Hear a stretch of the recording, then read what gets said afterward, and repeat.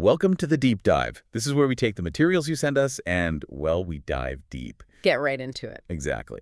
And today our focus is Andrew Tate, a complex figure to say the least. Definitely. Our listener wants to understand these multifaceted personalities, get the key info efficiently, and that's what we aim to do. Sounds like a plan. So the mission today, unpack Tate's life, his mindset, his success playbook, and, yeah, his cultural impact. We're working from a pretty comprehensive life overview. Good. A solid base.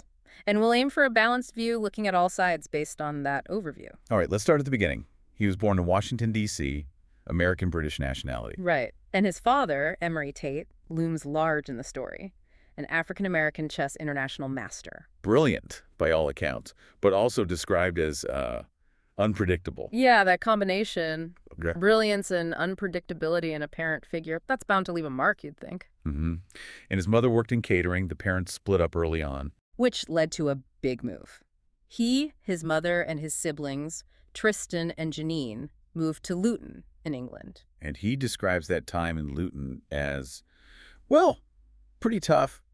Modest conditions, maybe even poverty. He talks about that quite a bit. Poverty, getting bullied, not having a consistent father figure around. Seems like those early struggles are really central to his whole narrative, doesn't it? Absolutely. He frames it as the fuel for his ambition. Yeah. You know, overcoming adversity. It's a powerful story he tells about himself. Okay, so fast forward a bit. Teenager years. He turns to kickboxing, martial arts. And not just dabbles in it. He goes all in, becomes a 4-time world champion. 4 times. Yeah. That takes serious commitment. Oh, absolutely. Ice exit titles, infusion champion. We're talking top-tier stuff. It requires incredible discipline, that relentless drive. That physical dominance, the discipline, you can see how that might form the bedrock for his later persona. Definitely. It's a tangible achievement. Proof of his ability to, well, dominate. Then comes 2016. Big Brother UK. Puts him on a much bigger stage. Briefly, anyway. It ended controversially. Right. The video that surfaced, allegedly showing him hitting a woman with a belt. Yeah, and that caused a huge stir. He was removed from the show. Though it's important to add, both he and the woman involved said it was consensual role play. That's the crucial context they provided, yes. But regardless of the specifics, it was his first major public controversy. Really put him in the spotlight, but not necessarily in a good way. A definite turning point. After that, he seems to shift focus more towards business, often with his brother Tristan. They became partners in various ventures. Let's talk about the webcam business first. His own description of it, using emotional manipulation. It's quite blunt. It is. He's been pretty open, maybe even boastful about the model, employing women using what he called emotional manipulation to get money from customers. What does that tell us about his business thinking back then? Well, it suggests a very results-driven approach. Maybe a means justify the ends kind of view, at least for that venture, focusing on profit, possibly using it to fund other things later on. Which brings us to Hustlers University, later called The Real World. This seems like the engine of his online fame. For sure. A paid mentorship platform. Focus on making money, investing, crypto, copywriting, e-commerce, affiliate marketing, all that stuff. And it grew incredibly fast, didn't it? How? 2 main things, I think. One, it tapped into that massive desire for financial freedom, gave people concrete-sounding steps. 2, the affiliate model was genius, in a way. How so? Members got paid commissions to recruit new members. So your own customers become your sales force. It just exploded virally. Creates a kind of pyramid structure almost. Well, it certainly incentivized recruitment heavily. And the real world was basically a continuation, adding more tools, community, focus on mindset alongside the money. He also had other ventures, right, like casinos? Yes, casino chains in Romania. So branching out into more traditional physical businesses too, diversifying. And all this wrapped up in the Top G brand. The merchandise, the persona. Exactly. Top G isn't just a nickname, it's the brand. Masculine, successful, unapologetic. The merch reinforces it, makes followers feel part of something. Okay, let's shift to the social media aspect, because his rise there was different. He became hugely famous, most Googled man at one point in 2022. Yeah, it's fascinating. But often without him directly posting on the big platforms like TikTok or Instagram initially. It was affiliates, fan pages, reposting his stuff. It really shows the power of viral content and dedicated followers.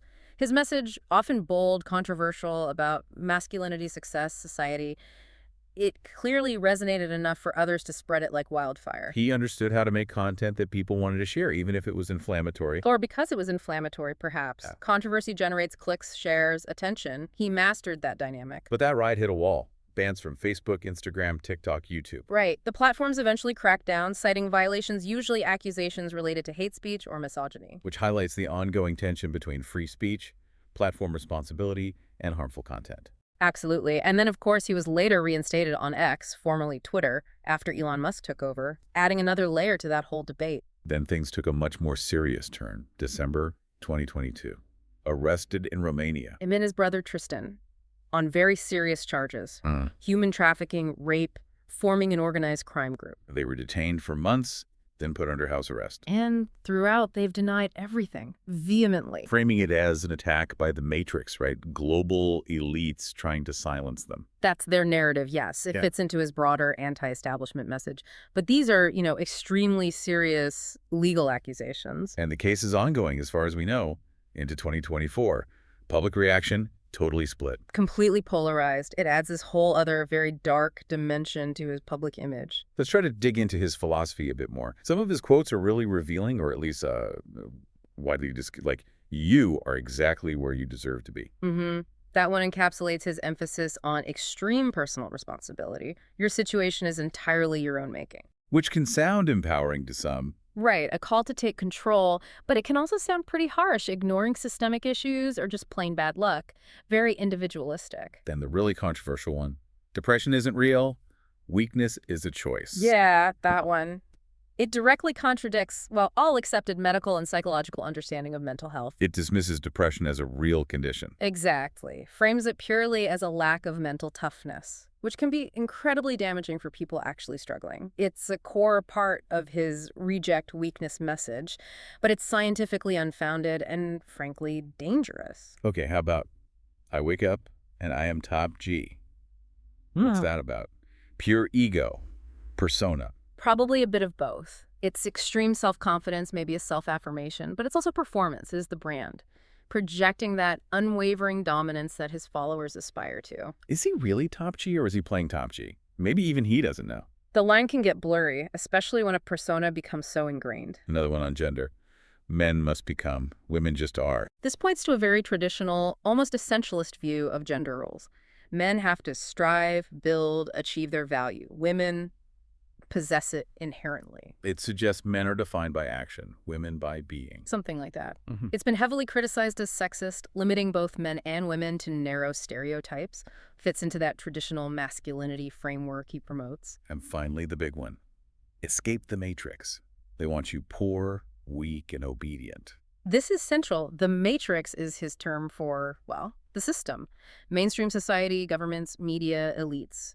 Whatever he perceives is holding people back. And the appeal. It taps into distrust of institutions, offers a simple explanation for complex problems. They are conspiring against you. It gives followers a sense of being awake, of having special knowledge, and a common enemy to fight against.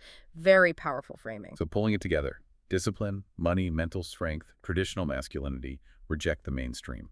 And frame it all as a rebellion against modern softness and political correctness. You can see why it lands with some people and why it deeply repels others. He's incredibly polarizing. Some see an alpha role model, others a deeply toxic influence. Especially among young men looking for answers, direction, maybe a sense of power. He offers a seemingly straightforward path. Let's break down the success strategies a bit more systematically. Kickboxing first. How did that help later? Foundational. It gave him real-world proof of discipline, winning, toughness. It wasn't just talk. He'd actually done something hard. That lends credibility to the top G image. Okay. Then the webcam business. Ethically dubious, maybe, but financially. Likely very profitable. It showed an early knack for finding online niches and monetizing them, however controversially. Probably gave him the seed capital for bigger things. Like Hustlers University, the real world. We talked about the affiliate model. Anything else that made it work. The perceived value of the content practical how-to guides for making money, combined with the community aspect, people felt they were joining something, learning secrets. The viral marketing just poured fuel on that fire. What about the war room? The super exclusive network. Classic exclusivity play. High price tag creates perceived high value. It suggests access to elite knowledge, networking, maybe direct access to Tate, makes it aspirational, reinforces his status. And his social media strategy, even one indirect, it was effective. Incredibly. He understood how to create shareable, provocative sound bites that his followers would spread for him. Mastered the art of going viral by tapping into algorithms and audience desires. Plus the branding, the merch, Yeah. always reinforcing the image. Yep, consistent branding across the board makes the top G identity tangible, something followers can buy into, literally. Okay, let's try to step back. Balanced perspective time. Are there aspects of his message that have merit or at least resonate for understandable reasons? You could argue the emphasis on self-reliance, financial literacy, discipline, taken in isolation, those aren't inherently bad goals. Many Right. people do want to improve themselves, get control of their finances. But it's the package they come in. The often aggressive tone, the controversial views, especially on women, the dismissal of mental health struggles, the ongoing legal issues, these are huge counterpoints. So acknowledging the appeal of some elements doesn't mean endorsing the whole package. Not at all. And you have to weigh the perceived positives against the very significant criticisms and potential harms. He remains deeply polarizing for very valid reasons on both sides of the reaction. How does he compare to someone like, say, Jordan Peterson?